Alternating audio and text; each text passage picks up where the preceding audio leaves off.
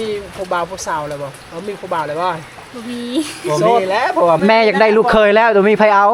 แม่เออ คนงามว่าบ่มีใครเอาโอ้ย แม่เพิ่นว่า แท้จริงนี่ ลูกเพิ่นนี่บ่มีไผเอาเออ มีใครอยากมีใครเอามันบ่งาม เอาแต่สมมุติว่ามีผู้อยากผู้เอากะแม่สิให้อยู่บ่ ให้เลย ให้เลยแม่ตัวมายังบ่จะสอกสบายดีพ่อแม่พี่น้องสบายดี FC สบายดีทุกคนเอายินดีทุกคนเข้าสู่สังคมชนเผ่ากระโดคือเก่าเด้อในตอนนี้จะเป็นต้นเสาคมอยู่ที่เมืองตะโอยแขวงสารบัญมาตามติดวิถีชีวิตชนเผ่าปะโกะอยู่เมืองตะโอยตอนเช้าทุกคนไปมาเบิ่งกันเลยยามตอนเช้าตัวมายังบ่จะสอก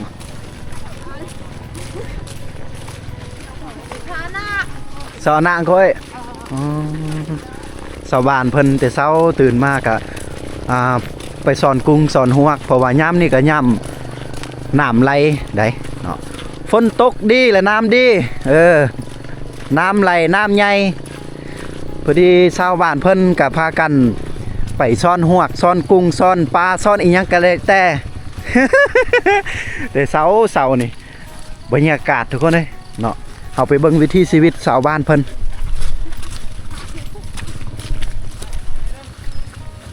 มันเด้อ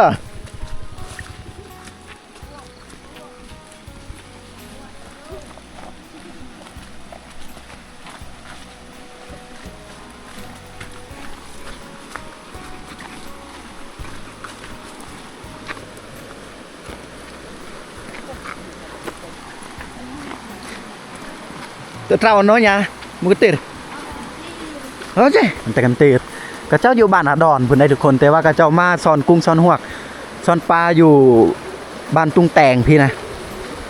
โอ้เอาช็อกเธอแม่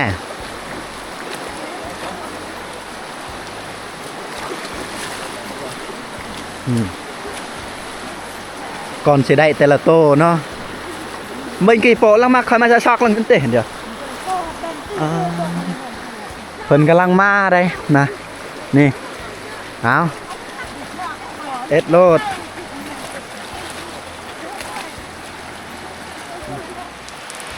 เลาะชนบทยามฝนตกทุกคนเอ้ยฝนตกแห้งอะไรได้มาบรรยากาศยามฝนหน้าฝนทุกคนชาวบ้านก็น่าจะบ่ได้ออกไปใส่ได้ยามฝนตกแบบนี้ก็เจ้าก็น่าจะอยู่เฮือนอยู่ซานอยู่บ้านไผ่ลาวเลยบัดนี้ป่าเพิ่นอัดประตูเลย โอ้ยยามเศร้าๆมาตอนนี้ก็สิว่าเศร้ากับบ่เศร้าวันใดเลยโอ้กระเจ้ามาแต่ใส่บ่ได้แต่มาโจบ่โจแม่ร่วงโบนนะมั่วแต่กุ้ยด่าเขาถามลุงเพิ่นว่ามาติดไซเพิ่นว่ามาแต่เบิ่งรีพีได้บอกเพิ่นว่าน้ำมันหลายโพดฝนตกนี่โอ้เมื่อไรแต่มาทางผู้เอี่ยด่านจงเลยแต่บรรดาอาจารย์โอ้แต่บัดดาลอ๋อเพิ่นไปเอาน้ำมาแต่บัดดาลไปแต่ผุ่นทุกคนเลยนี่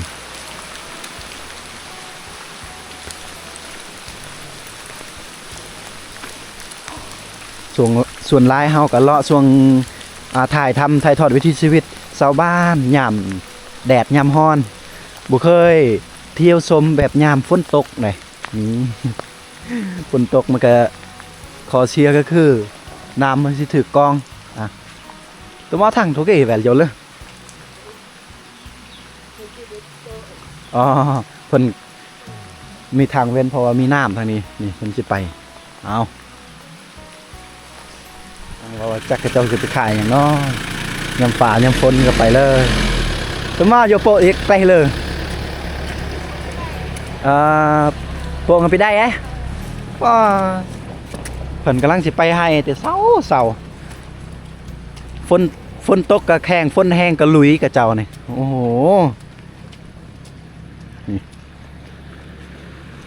พอดีหมู่บ้านเพิ่นก็เข้าไปในอีกย่ำนี่ก็ย่ำหน้าฝนกับเส้นทางกับประมาณนี้แหละ ปากทางเข้าบ้านกับเจ้า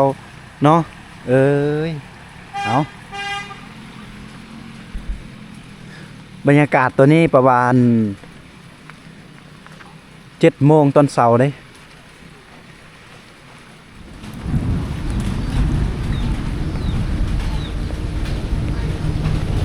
โอ้เพิ่นกำลังกินข้าวกินน้ำตอนเช้านี่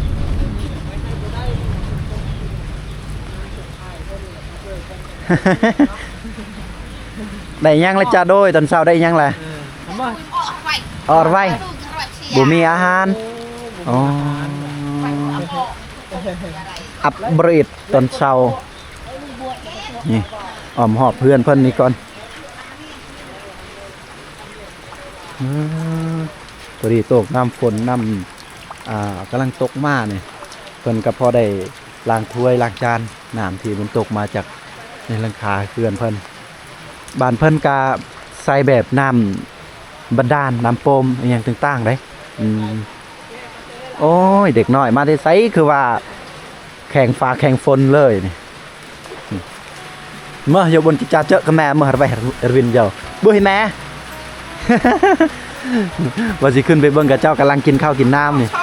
เอาตามสบายนี่ข้างในเฮือนกับเจ้าไล่บนทำไมบุโปบุโดไล่โง่ เขาถามว่าได้ไปใส่ว่ามันนี่เพิ่นว่าบ่ได้ไปเลยพักผ่อน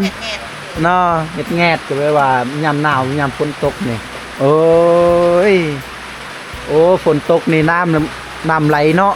น้ำไหลน้ำขุ่นพุ่นแหละบ่ได้ไปซ้อนกุ้งซ้อนหวกบ่บ่มีแนวสวิงแนวซ้อนโอ้ ทำไม่ใจทำไม่ดื้อขนมจังน้อยนี่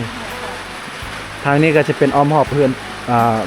เพิ่นก็จะมีญาติพี่น้องนี่เสือทรายไอ้น้องอยู่ข้างๆเพิ่นโอ้ยทุกคนเลยยามสวงหน้าฝนตกไปไสบางคำน้อยไปตกเบ็ดเอาขอบใจเด้อเลยมาอัปเดตให้ทุกคนได้รับได้ชมได้เบิ่งได้เห็นวิถีชีวิตเขตชนบทยามฝนตกสมมุติว่าปวกว่าไปหั่นเนาะอ๋อเพิ่นจะไปตึกเบ็ดได้เอามาฝรั่นตัวลอยส้มนี่พอดีเพิ่นได้เหยื่อก็คือกุ้งเนาะเพิ่นสิไปตึกเบ็ดเพิ่นแล้วหม่านเอ้ย เอานะนี่ไปอันนี้ก็จะเป็นอยู่นอกบ้านเพิ่นหน่อยนึงบัดนี้เฮาสิเข้าไปในบ้านเพิ่นได้ไปเอา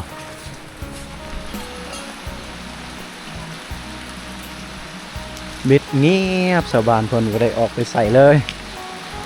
ตัวดีสัตว์เลี้ยงเพิ่นก็ไว้อยู่กองตารางเฮือนเด้นะนี่มื้อนี้อยู่บนตะจิจ่ายเลยมาบนอะไรฮะ ถามเพิ่นว่าได้ยังไรของกินตอนตอนเช้าเนาะบ่ได้ยังเลยเยอะจ้าโดยเยอะอย่างบ่ทันได้กินข้าวเช้าเนาะบ่ทันได้ปั่นข้าวเช้าเนาะเพิ่นว่าบ่ได้ไปใส่แล้วก็บ่ฟ้าวกินเทื่อเนาะแม่นสัตว์เลี้ยงเพิ่นก็ไว้อยู่คือผมเว้าแหละบางคนก็เก็บไว้อยู่กล่องเหล้าเขานี่คือเฮาอัปเดตวิถีชีวิตเขตชนบทยามช่วงหน้าฝนเนาะฝนฟ้าบ่อำนวยความสะดวกพ่อแม่ประชาชนบางคนก็พักผ่อนบางคนก็มีสวิงไปซ่อนป่าซ่อนกุ้งซ่อนต่างๆที่อยู่สัตว์ใต้น้ำนะ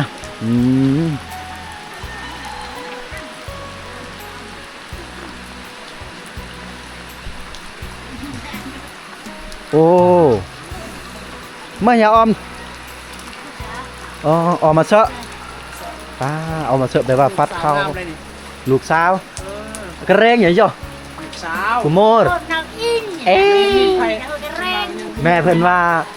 แท้จริงนี่ลูกเพิ่นนี่บ่มีไผเอามีใครอยากมีใครเอามันบ่งามเอาแต่สมมุติว่ามีผู้อยากผู้เอากะแม่สิให้อยู่บ่ให้เลย แม่ค่าดอกได้เท่าไหร่แม่1,000ก็ได้10,000ก็ได้1,000ก็ได้10,000ก็ได้แม่นแท้บ่บ่มีไผเอายันลูกแม่อยากได้ลูกเคยแล้วบ่มีไผเอาแม่นคนงามว่าบ่มีไผเอาใช่บ่มีอยากบ่มีเอามีโตก็บ่งามแล้วขี้ข้านไอ้ลี่ฮะ อ้าว กี่คันอย่างไรจนฟัดเข่าให้แม่ดิ จนพัดเข้าหนึ่งบ้านอนเลย อ้าว เบิ่งหน้าตาเพิ่นสาวงามปาติเตอร์อันนี้ว่าบ่งามไปเนี่ย ไม่ใช่อยู่ไหมนะ ทำไมปกกับแม่นาง เยอะเหมือนกัน เอ๊ะวันนี้ก็ถามมาอยู่ก็ถามว่าจะไปใส่ เอาลงไปก่อนเอา อายุก่อนก็ได้ เอาอยู่ว่ะ อืม ไม่ใช่อยู่ไหมนะ14โอ้จะมาไปโปะไหม ดีจบ หรือจอมหรือจอมฉบับโมฮูภาษา ไปหา ภาษาของอ่ะปะโกะบอกครับกระโดดอยู่นี่ โอ้ ปะโกะบอกปะโกะกับกระโดดนี่คล้ายคือกันแหละแต่ว่าบางคำแตก ชิป ต่าง เท่าไรก่อนเมื่อกี้14ปีแล้วใครอินยนต์อัดกันเยอะไอ้ โอ้14 ปีแม่อยากให้ลูกเอาผัวเลย โอ้แม่เพิ่นว่าอายุ14ปีถ้าว่ามีผู้มักก็ให้น้องนุ่งเพิ่นสั่งขอบสั่งครัวได้เนาะแม่เพิ่นว่าอยากได้ลูกเคย โอ้ยสั่งว่าเนาะแม่นี่ก็ได้ คนบวกให้แน่ ไม่ป่วยนางเอ้ยเออ เหลือกี่หอด แม่เรื่องโดนพระพันหนึ่งเลยจะแก้ เยอะจ้าโดยนาง แม่มาเดือนละเจ้า เอ้ยท่านได้กินข้าวเนาะว่าเติมเนาะ นี่ นี่เข้ามันก็อะไร ระบายข้าวนี่มีอยู่อาหารนี่บ่มีเทื่อ แต่บ่มีอาหาร โอ้ยแม่เอ้ยโธ่นอน ไปบ่ไปสอนกุ้งสอนหวกน้ำอายไปบ่ อย่าเอ้ยเพิ่นกำลังว่าสิตอบว่าโดยไปได้อาย น้องยังเฮียนอยู่ปะท้องใด ปีนี้มสาม ปีนี้ม.3เฮียนอยู่นี่บ่หรือว่าอยู่อันเมือง อยู่ดีเป็น โอ้ แน่ สาวม.3ธรรมดาและสาวม.3เลย มาชามง่ายๆหรือว่าอันโจมมั้งอ่ะ มีผู้บ่าวผู้สาวเลยบ่มีผู้บ่าวเลยบ่ บุบี บ่มีแล้วเพราะว่าแม่เพิ่นว่าอยากได้ลูกเคย ตามหรือว่า น่ะนี่แม่เพิ่นให้แหละ แม่เพิ่นว่ายังว่าบ่มีผู้เอาก็ยังถามว่ามีแฟนหรือยังนี่ จะได้ว่าแม่เพิ่นว่าเขาดองนี่ถ้ามีผู้ใดต้องการนี่1,000ก็เอานะเพียงแต่คู่ครองใจของน้องให้มันได้เพิ่น เพ่นน้ำข้น แม่ยนเวียแอมนะนะ วีที่ตาบอก กูหมอนะ นางเก็ดมองแล้วมองอยู่แก นางแก๊ดบ่ชนแก๊ดเหรอ นางแก๊ดเห็นยังน้อยเนาะแม่นบ่ภาษาลาวว่ายังน้อยนางแก๊ด นางเก็ดนางนอก em coi với em coi วีอันบอกทำงาน em coi trên mấy lần rồi lắng bị rồi anh ơi qua mày đi เอ้ยเจอก็เยี่ย ô ควันลำ ผู้เป็นเอื้อย4คนเอาครัวมา แม่ ยังแต่ผู้น้อง แม่นะบ้านชื่อบ้าน 2คนนี่เอาอยู่บ้านนี่เลย2คนเอาอยู่บ้านอื่นแต่ลูกสาวเจ้าผู้นี้เลย ห่วงเอ้ยอัน ผู้นี้เลยสิให้ไปอยู่นำข้าวบ่ แม่ เป็นไง หยอกเด้อ แล้วว่าให้ผู้น้องเนี่ยเลี้ยงแม่บอกเลยว่าให้ไปอยู่นำผัวเลย มาเลี้ยงโทษแม่ผัว โอ้เพียงแต่ผัวหักเนาะ อันตายบ่ตายเนี่ยแม่เนี่ย โอ้แม่ตายก็ยากเลย อย่าว่าด้วยนั่นพี่ถามมีผู้ฮักผู้แพงลูกเจ้าจังน้อยเขาก็ฮักทั้งแม่เขาอีกต้นทั้งแม่เลยผู้เป็นพ่อได้ยังบ่พ่อ ยังพอไปหาป้า ไปหาป้าแล้วจังน้อยก็ได้อาหารดีเนาะ แม่ แต่คนดี ที่ลำ เลี้ยง แม่ ลูก พ่อบ้านก็แม่บิจ้า เลิก แล้วมันมาเอาเรือนนอนแล้วมาเอาลูก พอดีแม่เพิ่นว่าจังน้อยพ่อเพิ่นมาจังน้อยก็ได้อาหาร อันที่จูจ้าคือประเชนตรงประเทอ อย่าเนื้อไม่ออกนะ มาลิบาท อ๋อมันจะเลือก เดี๋ยวอ้อมซ่าหน่อย เดี๋ยวออมจ้ะ พอดีเขาบอกให้น้องเพิ่นฟัดอีกเขานี่ ใช่ ก้อยมีโฮมคืออ้ายก้อยน่ะในเพจก้อย ใช่ เคยเห็นเท้าทางเพจอีกแล้ว FC อีกแล้ว โอ้หุ่นดีหุ่นสูงนี่อ้าว FC บางที่ก็ถึกสเปค FC ได้แบบนี้ได้แต่ว่าทุกคนบ่ต้องเข้าใจผิดอีหยังเด้อเฮากับอ้าวเติมนี้จะเป็นคนที่มีลูกมีเมียแล้วตัวนี้จะเป็นน้องเคยแต่ว่าเฮาท้ายทอดวิถีชีวิตสายวิถีชีวิตเขตชนบทให้FC ได้รับได้สมได้เบิ่งได้เห็นสาวลาวชนเผ่าปะโกะนะ ข้าวในคือทั้งหมดข้าวโพดเห็ดเก่งทั้งคนเด็กคนมันและคนหน้าตางามด้วยนะครับ ข้าวเป็นชาวลาวมาลูกคือลูกโต๊ะ แม่เฮียนของมา3อยู่ตอนนี้ แต่ว่าแม่เพิ่นว่า อยากให้เอาผัวแหละแต่ว่าไม่ใช่มักนะป้าคนงามแบบนี้เราไม่ใช่มักนะแม่สร้างเบาเนาะ สร้างเบาอย่างนี้ มีใครมากมีใครยากโตกับว่างามเทียบกันค่ะ สิคานจังไดจนได้ฟัดเข้าฟัดน้ำนี่ ไม่ลืมนำพัดเข้านะเอ้ย เออ น้องปลาละ ผู้สาวสาวโสด ยามนี่ก็พัดเข้านี่แหละ อายุ เสียให้ก็ 14ปี บ่ได้เสียหยาให้ก็บ่ได้ไกลไหมบ่เนาะ หาไก่ตู้ นี่สนใจเบาๆคุย เอ้ย อย่าทำมาสนใจทำเขาสนใจเฮาอยู่บ่ เออหน้า บอกทำน้องเพิ่นบ่ตอบ เออเนาะ ก็เลยทำเจ้าก่อน น้อยอันตอบมันบูฮูประชา โอ้บ่ฮู้ภาษาโอ้ น้องเพิ่นบ่ค่อย คู่เยอะมาก น้องเพิ่นบ่ค่อยฮู้ภาษาลาวเพิ่นได้ก็ฮู้อยู่ฮู้หน่อยนึงเนาะนางเนาะแม่นบ่ เขาให้ แต่ถ้าเว้าภาษาเฮานี่เว้าลอยเลย ตอบลอยเลยคำใดคำนั้น ว่าบ่ฮู้แต่ว่าเคินเนาะ ภาษาเจ้านี่กินข้าวเอิ้นได้นะจะโดย จะโดย น้อยเด้อแม่นบ่สม มา มุติ เด้อมากินน้ำ กินน้ำสมมุติว่าภาษาบ้านเจ้านี่คอยหักเจ้านี่เอิ้นแนวใด สีบอลไหม เคยบอลไหม เกินบ้านไหม เคยบอลไหม โอ้ แต่ว่าภาษาอ้ายนี่มันต่างอีกหน่อยนึงภาษากระโดนี่คืออิงโบนไหมแต่ว่าตัวนี้คืออีบอลไหมแม่นเนาะ เกยบานเกยบานกับเกยอินโบน มันต่างหน่อยนึงตัวนี้ คอยฮักเจ้าเนาะ อืม โอ้มาแม่นบอกมามา เดี๋ยวติเล่ตัวนั้นนั่ง ซาเขา เอ เอ้ย อ พ่อ ตาฮักตาแพงสาลาวชนเผ่าน่าจะเป็นชนเผ่าปะโกะหรือชนเผ่ากระต้างเนาะกระต้างนั่นปะโกะนะ มาเดี๋ยวไปว่าคุณโต๊ะ กระต้างเนาะสาวลาวชนเผ่ากระต้างก็มีคู่งามเลย จะได้ว่ากระตังแต่ว่ามันคนกับอันปะโกะแน่บ่แม่นบ่ได้เนาะโกะบ่แม่นเนาะอ๋อกระตังชาวลาว กระต่างเลย กระตังเพราะว่าอยู่บ้านนี้เป็นวิถีชีวิตสาวกระตังโอ้คนเบาหนัวหัวหมวนคนเบาแบบว่าบอกพี่คุยนะทุกคนนะเอาขอบใจน้องเด้อเฮ็ดเบียกสิไปเลาะหมู่บ้านก่อน สวัสดีบ่าวเติมเพันวาสิเลาะหมู่บ้านก่อนอาชินั่งทางนี้ได้บ่นั่งทางหน้าเลยมันออมเนี่ยนั่งออมเรื่องแล้วมันออมสวัสดีน้องเพิ่นว่าสิฟัดข้าวต่ออ้าว ให้ช่วยบ่ พอดีเจ้าช่วยนี่เจ้าฟัดเข่าหมดเป็น เป็นกระดงไปเลย เจ้าช่วยได้แต่เจ้าฟัดไปอันนี้สมมติว่ามันเหี่ยวหมดเลยมันตกหมดเจ้าซื้อเป็นกระสอบให้เขาคืน ไม่มีเงินครับ ตัวนี้ยังบ่ทันแล้วเนาะนางเนาะตัวนี้ยังบ่ทันได้แล้ว ตัวนี้ยังตัวนี้อีก ปัดเบิ่ง เอาเลยตามสบายน้องเพิ่นกำลังสิฟัดเข่าอยู่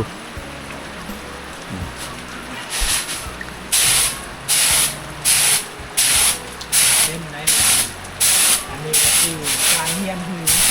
มีแต่น้อยเพียงก็จะเฮียนหูตั้งแต่น้อยเฮียนหูการเฮ็ดเวียก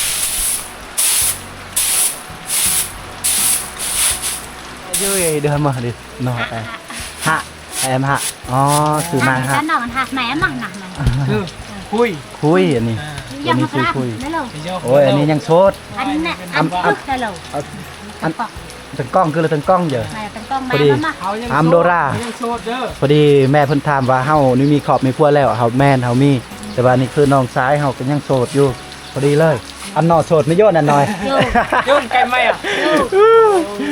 หยอกแม่เพิ่นว่าสิเอาลูกสาวเจ้าให้น้องคอยบ่ผมว่าให้นี่สิให้เอา FC พุ่นแหละเนาะ นี่ตาหักจะแพงทุกคนผู้เวียกผู้งานปานนั่นว่าแม่เพิ่นว่าสิค่าโอ้แม่เพิ่นก็สร้างเว้าเนาะถ่อมตัวเด้เนาะถ้าสิว่าดุเพิ่นก็จังได๋เพิ่นก็ยันว่าเฮาว่าเฮาสิว่าเพิ่นอวด 14 ปี เซ็ตสเปคคุยแล้ว หักบ่แม่นเนาะ 14 ปีนี้เริ่มคือการเฮ็ดเวียกมันต้องเป็นทุกอย่างเลยจริงมั้ยเราเฮียนหูตั้งแต่น้อยเนาะการเรียกอยู่ในชนเผ่ามันก็เฮียนหูทุกอย่าง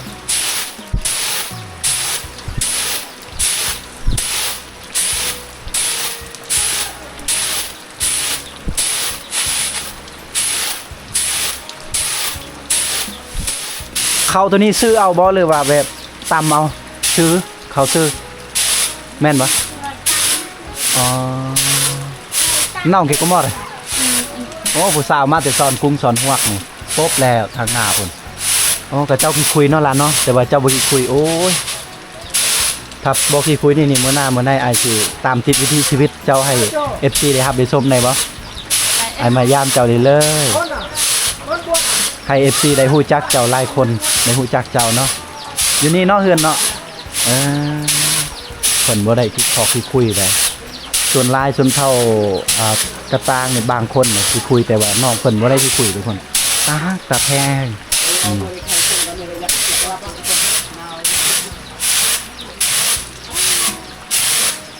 ถ้าผู้ใดได้อนาคตในครอบครองน้องเพิ่นนี่แก้วเลยผู้เวียกผู้งานการสร้างการบ้านหยังต่างๆจะแก้วเลยบาดนี้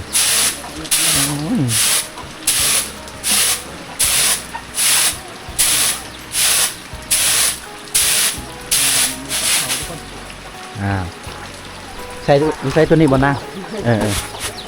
เอาซอยสาวลาวก่อนสาวลาวส่วนเผากระต่างอยู่บ้านยังละบ้านปิโก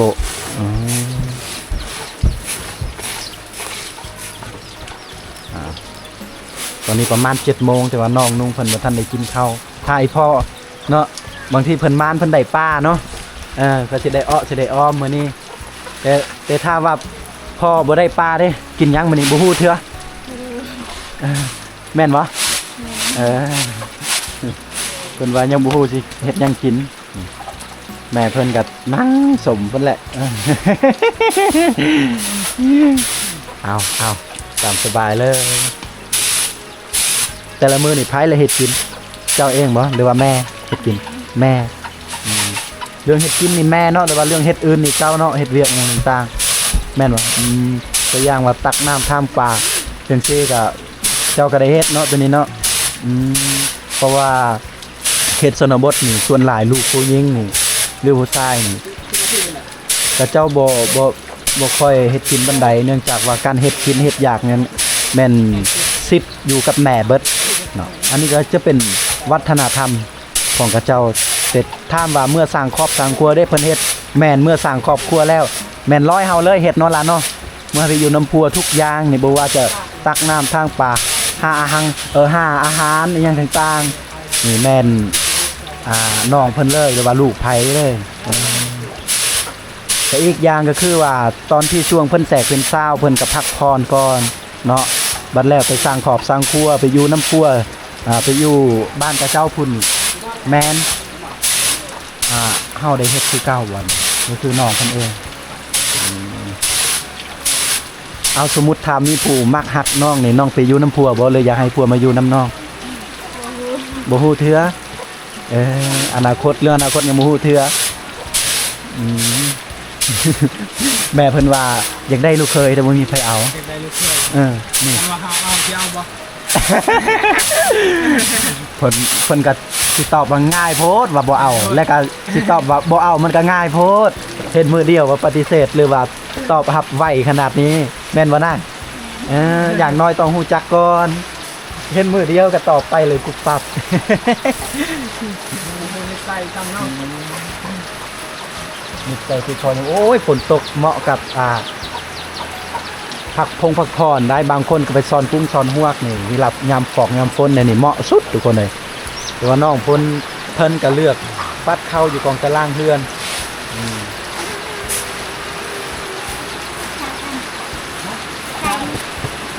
แม่นอันนี้พระเจ้าตั้มบ่ลืมเมื่อกี้หรือว่าซื้อเนาะตั้มเลย4เอาเนาะ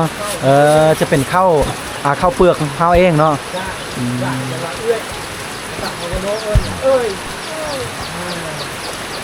อันนี้ผู้เป็นเอื้อยผู้สร้างครอบครัวแล้วเอื้อยเจ้าโอ้นี่คือเอื้อยเพิ่นเพิ่นมาช่วยว่า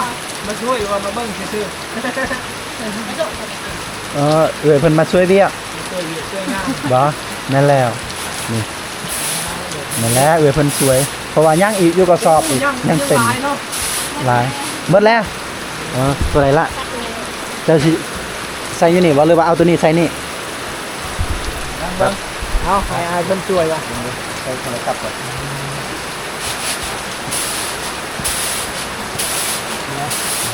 เจอ นี่อะไรอีกอันนี้เอา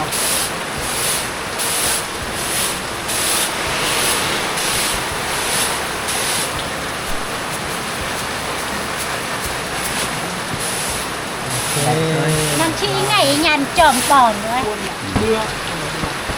ตัวใดเจ้าสิเอาขึ้นบ่ ให้ช่วยป่ะ ให้อ้ายเพิ่นช่วยบ่เอ้ย สมอนอ่ะงามป่ะโอ้ไปเป็นช่วยเลยนะ ก้อนจะเป็นเนี่ย ยังอีกเจ้าจะเฝ้าขึ้นนี่ยังอีกตัวหนึง ร้อนเนาะ เจ้าเช่นอ่ะ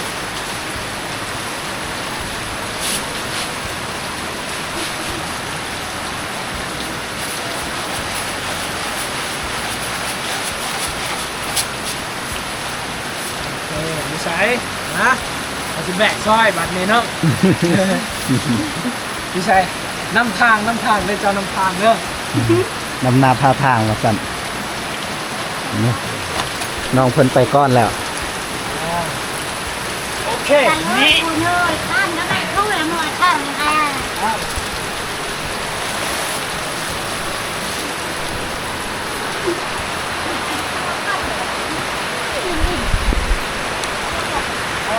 เอาใส่เกิดโอเคโอ้หนักเติมได้ ใจเด้อ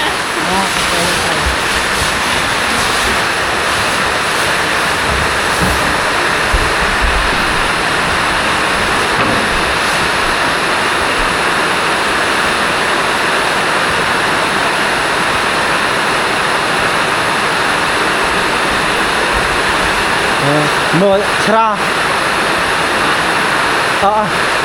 คือเราแม่นเข้าบดบ่แม่นต้นมอตำสุไม่บิดมาอ๋ออันนี้ว่าห้องเจ้านี่ห้องสาวโสด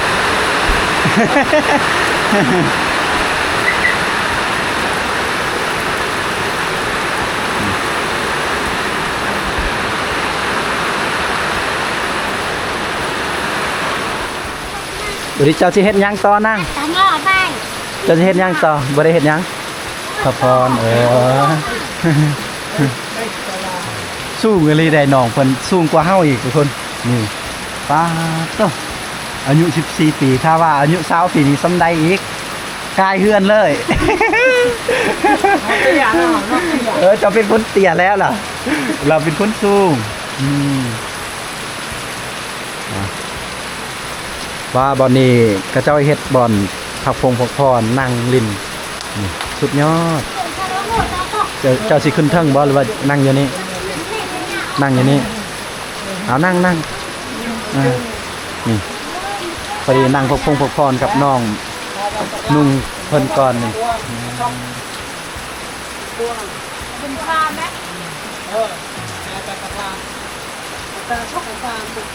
akan temai po lem po tatu akanเลยจอมพอดีครับถามน้องเพิ่นว่าเมื่อแรงที่สอนกุ้งบ่เพิ่นว่ายังบ่ฮู้น้ำลายบ่น้ำตัวนั้นน่ะลายบ่ลายน้ำมันยังกระเจ้าเอิ้นฮะน้ำใต้ไปทางพุ่นลืมนะน้ำเซรามังบ่แม่นเพราะว่าเนื่องจากฝนตกแล้วบ่ค่อยได้ยินเสียงเลยทุกคนน้องเพิ่นเว้าแล้วก็บ่ค่อยได้ยินเสียงบ่ได้เพราะว่าฝนตก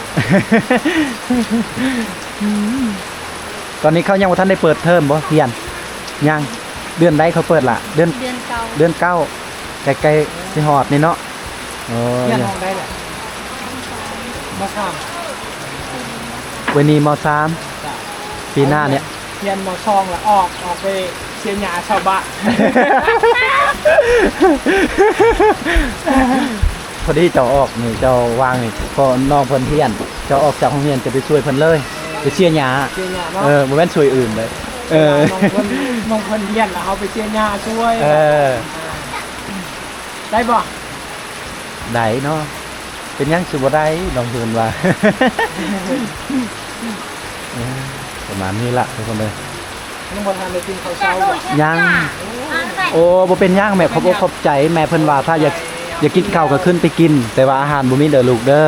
ถ้าว่าบ่เป็นหยังแม่เพิ่นก็ใจดีเหมือนกับลูกสาว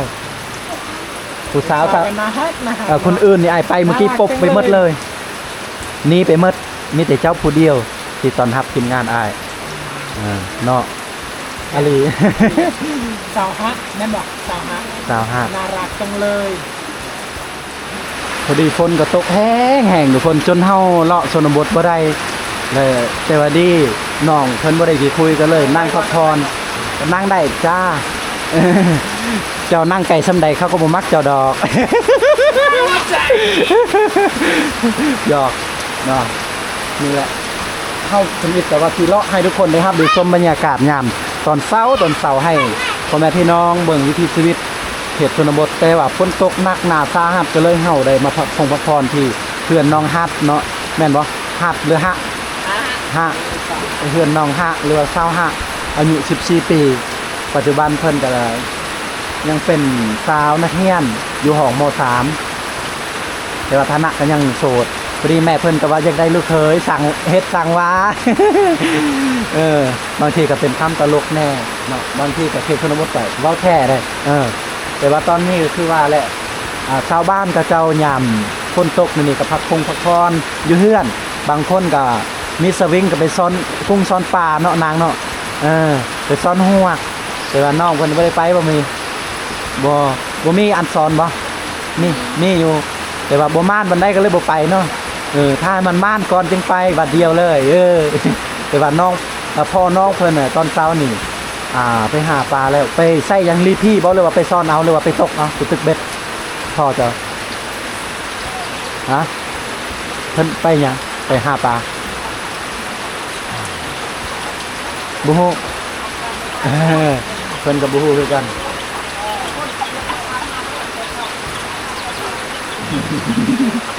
พอดีทีมงานเท่ากันเลาะทัวร์เลยตอนเช้าช่วงฝนตกนี่นี่บ่นั่งผู้สาวบ่มีสำหรับบ่มีแต่ทับเจ้าสิบ่เป็นหยังบ่เสียกไว้น้ำเฮาก่อนก็ได้ตั้งต้นได้เลย ประมาณนี้ล่ะ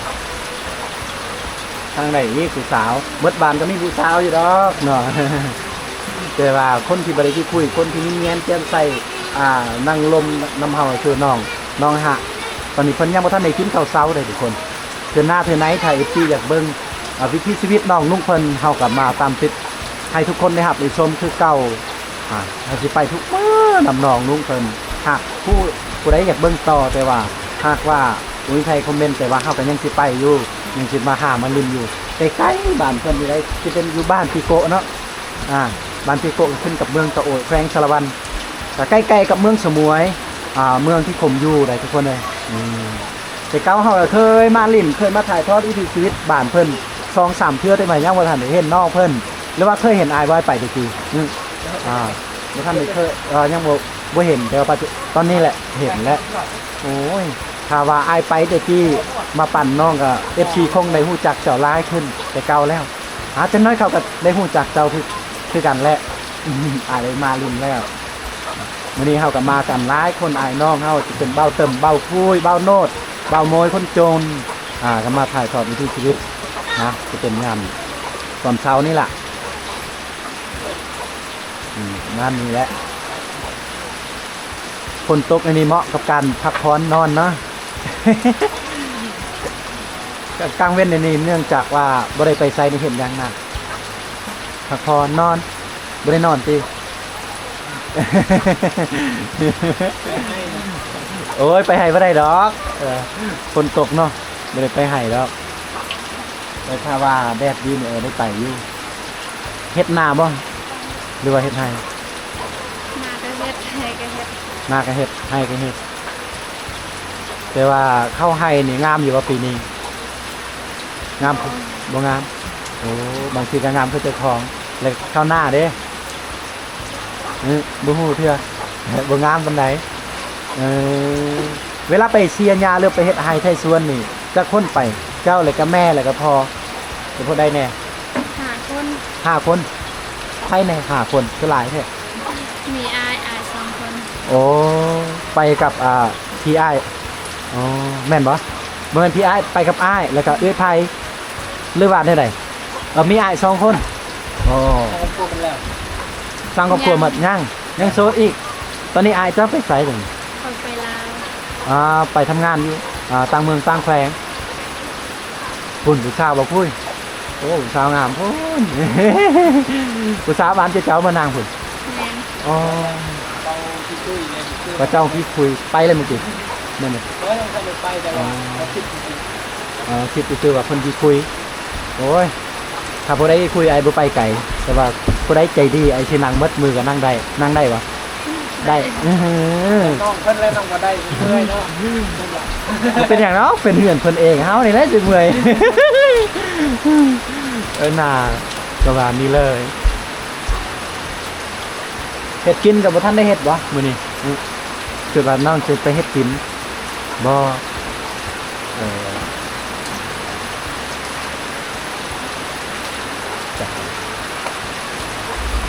เอาทุกคนเลยสลับเฮาได้มาถ่ายทอดวิถีชีวิตในอาชีพทำอิฐในหมู่บ้านที่โคเมืองนี่ไงวะนี่ก็โอ้ยแขวงสารวันทำอิฐเฮาก็เดินทางมาแต่พุ่นไปเห็นชาวบ้านเพิ่นสอนกุ้งสอนปลาสอนหัวกเป็นมาเจอสาวงามอยู่บ้านที่โคจะเป็นสาวห้าอายุ14 ปีปัจจุบันยังโสดอยู่เอาแต่ขออวยพรทุกคนอยู่ดีมีแห้งคือได้ครับดูชมวิถีชีวิตในตอนเช้าประมาณนี้ได้ขอบอกขอบใจพี่น้องหลายๆเนาะเมื่อนานเมื่อไหร่เฮาจะมาตามติดวิถีชีวิตให้ทุกคนได้รับได้ชมคือเก่าแต่ว่าในคลิปนี้เฮาก็จะขอที่คลิปนี้แล้วเฮาจะเดินทางบางทีเฮาก็ยังสิเลาะหมู่บ้านเพิ่นก่อนทุกคนเอาประมาณนี้ทุกคน